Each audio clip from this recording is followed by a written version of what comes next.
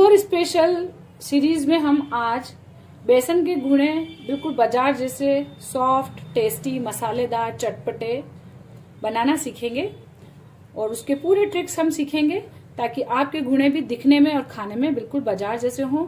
आप खुद बना करके अपने आप को अप्रिशिएट कर सकें और इतनी खुशी मिले कि आपको लगे कि बिल्कुल परफेक्ट आपने गुणे बना लिए।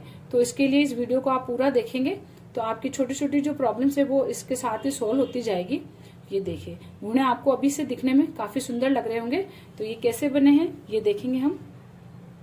प्रॉब्लम आती है गुणे को बनाते वक्त। ये देखिए, ये जो शेप है ये पाइप वाला शेप दिख रहा है। तो ये क्या होता है, अगर बेसन गीला है या बनाने के बाद सही नहीं बनता है तो इस तरीके से चिपक जाता है। फ्राई करते वक्त भी ये चिपक जाता है। तो ये सारी प्रॉब्लम आज हम इस वीडियो में सीखेंगे कि गुणा आपका इस तरीके से खड़ा रहे, तलने के बाद भी इस तरीके से स्टेबल शेप दिखे, दिखने में और खाने में दोनों ही अच्छा लगे। तो ये सारे ट्रिक आज कैसे करेंगे हम फॉलो।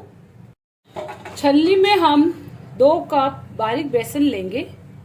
अगर बारीक बेसन नहीं है तो आप उसे मैदे की छलनी से तैयार कर सकते हैं छान करके। और इसे हम छान लेते हैं 2 कप बेसन को।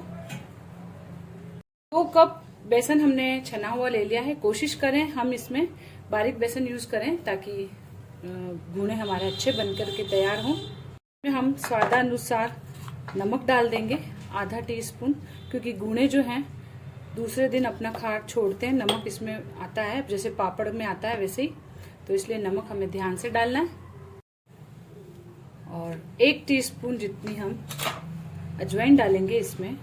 अजवाइन को हम हाथों से इस तरीके से क्रश करके डालेंगे ताकि जब हम गुणे के लिए पूरी बनाएं तो फटे नहीं। तो इसलिए हम थोड़ा सा इसको क्रश कर लेते हैं। 1/4 टीस्पून जितनी हम हल्दी डाल देंगे।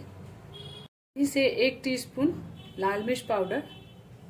ज्यादा लाल मिर्च पाउडर यूज नहीं करेंगे, हमारा गुणे का कलर अच्छा नहीं आएगा। टीस्पून हींग पाउडर। 1 टीस्पून हम गरम मसाला पाउडर डालेंगे। इसलिए हम लाल मिर्च पाउडर कम रखेंगे ताकि कलर भी अच्छा रहे हमारे गुणों का और टेस्ट भी अच्छा लगे। बेसन के साथ गरम मसाला और हींग, अजवाइन काफी अच्छे लगते हैं। इसमें और मसालों के रूप में हम दरदरा पीसा हुआ जीरा पाउडर डालेंगे। तो ये 1/4 टीस्पून और 1/4 टीस्पून ही हम हल्का दरदरा पिसा हुआ सौंफ पाउडर डालेंगे, क्योंकि अगर हम साबुत डालेंगे जीरा और सौंफ तो उससे हमारे गुणे फटेंगे और सौंफ का जो टेस्ट है वो भी बहुत अच्छा लगता है गुणों में। 3 लौंग मैंने हल्के दरदरे कर लिए हैं। लौंग का टेस्ट भी बहुत गजब का लगता है। तो 3 कुटे हुए लौंग, इन सबको हम अच्छे से मिक्स कर लेते हैं।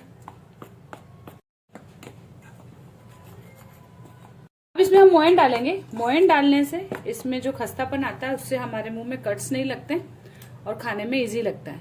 तो करीब हम आधा टेबल स्पून तेल डालेंगे। अब इस मोयन को अच्छे से मिक्स कर लेंगे। मुट्ठी बंदे जितना तेज वाला हमें मोयन नहीं देना है, वरना पूरी बेलने में नहीं आएगी। कम मोयन होने से बेलने में भी दिक्कत नहीं आएगी और गुणे हमारे सॉफ्ट बनेंगे। तो ये मोयन लग चुका है और अब हम इसको बिल्कुल थोड़े थोड़े पानी को यूज करते हुए एक नॉर्मल सा डो तैयार करेंगे। बहुत ज्यादा टाइट डो तैयार नहीं करेंगे, ज्यादा टाइट लगाने से जब पूरी हम पतली बेलेंगे तो फटेगी। तो इसलिए हम रोटी से थोड़ा सा टाइट डो तैयार करेंगे, क्योंकि जब हम इसको रेस्ट पे छोड़ेंगे तो थोड़ा और ये टाइट हो जाएगा। तो अभी हम इसको थोड़ा रोटी से हल्का सा टाइट गूंथ लेते हैं। तो देखिए, इसको मैंने इस तरीके से सॉफ्ट रखा है। बहुत ज्यादा सॉफ्ट भी नहीं है और वो ज्यादा टाइट भी नहीं है। इसको इस तरीके से लगाने से हमें मेहनत थोड़ी कम करनी पड़ेगी, वरना इसको चिकना करने के लिए हमें ज्यादा दम लगाना पड़ता। तो ये देखिए, इस तरीके से लगा लिया और इसमें मेरा कम से कम आधे कप से भी कम पानी लगा, यानी 1/3 कप करीब पानी लग गया इसमें। और अब इसको मैं हल्का सा बाइंड कर लेती हूँ। इसको दबा दबा के इस तरीके से हाथों में चिपकता है तो हम चाकू या चम्मच की सहायता से साइडों से और हाथों से आटा छुड़ा लेंगे।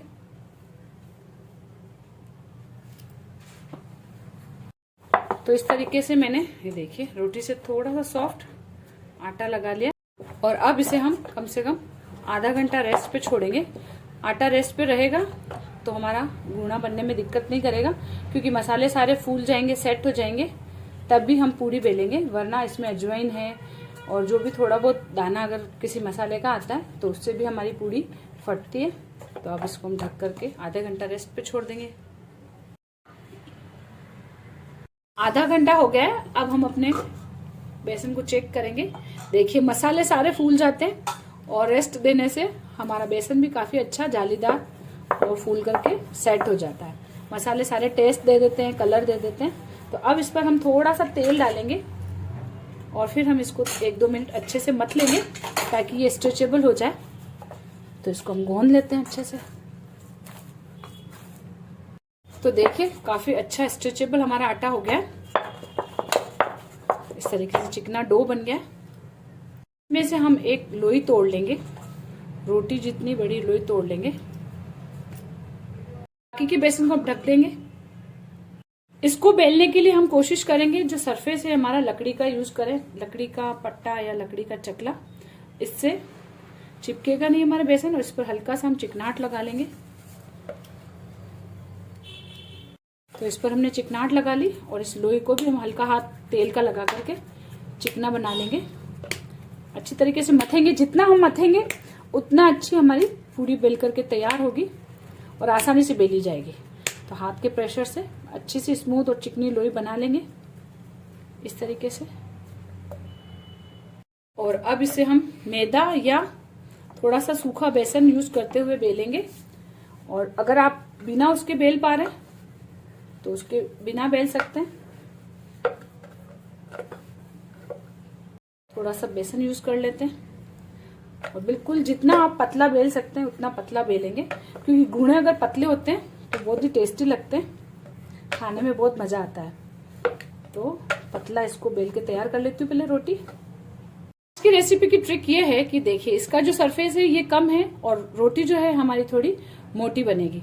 तो हमें गोल रोटी ही चाहिए ऐसा जरूरी नहीं है। इसे स्टील की थाली पर, परात पर भी बेल सकते हैं, लेकिन ज्यादा अच्छा इजी रहेगा लकड़ी के पट्टे पर बेलना।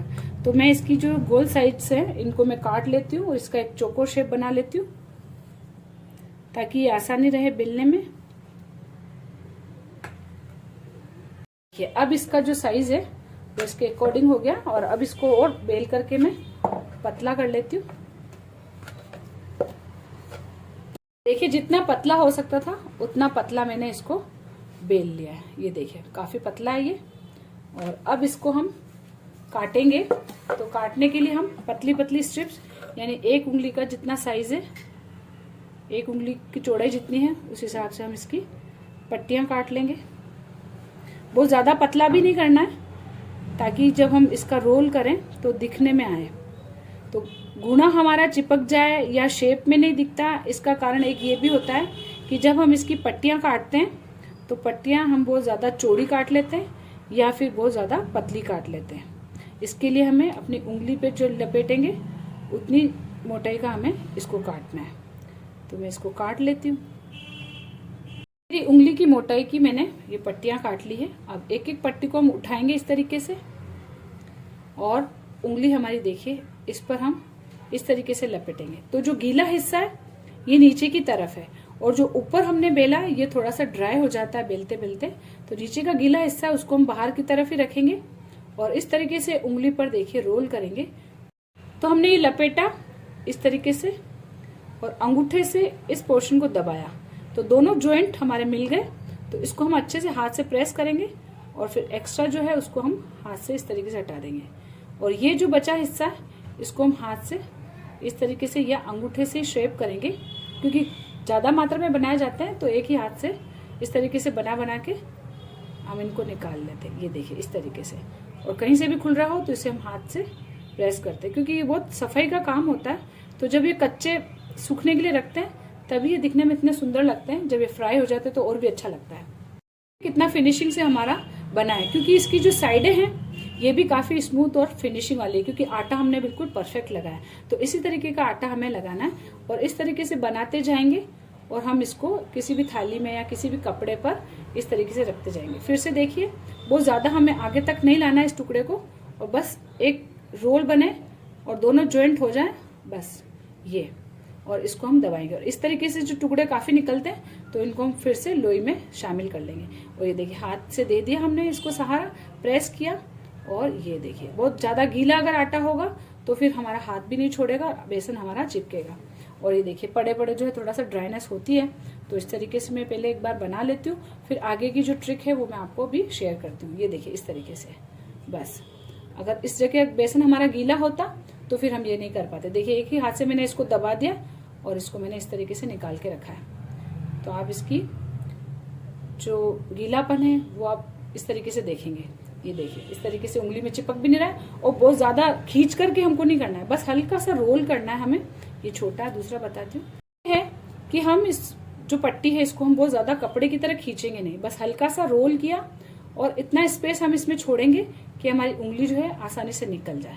ये देखिए इतना लूज है ये, तो बेसन हमारा सही है, इतना लूज हम रखेंगे। ये देखिए अपने आप अंगूठे की सहायता से हमारी उंगली निकल रही है। तो यही चीजें जब परफेक्टली हम कर लेते हैं तो फास्ट हम बहुत सारे गुणे बना सकते हैं। बाजार वाले इसी तरीके से बनाते हैं, ये देखिए इस तरीके से।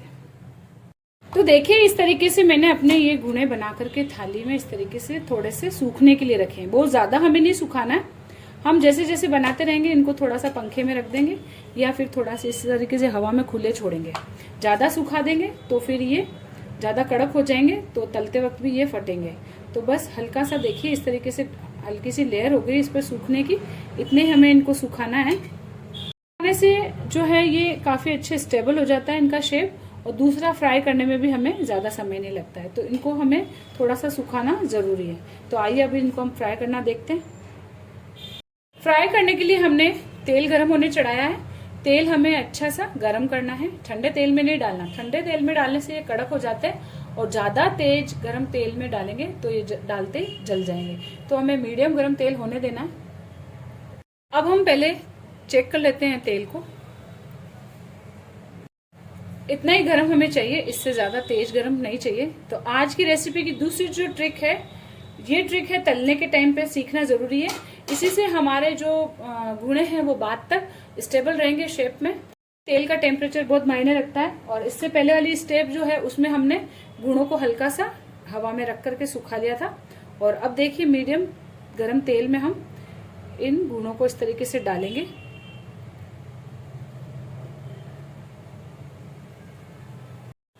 और थोड़े से ड्राई होने की वजह से अब ये तेल में जाकर के अपना शेप नहीं बदलेंगे, चिपकेंगे नहीं, बिल्कुल होल्ड होकर रहेगा इनका शेप।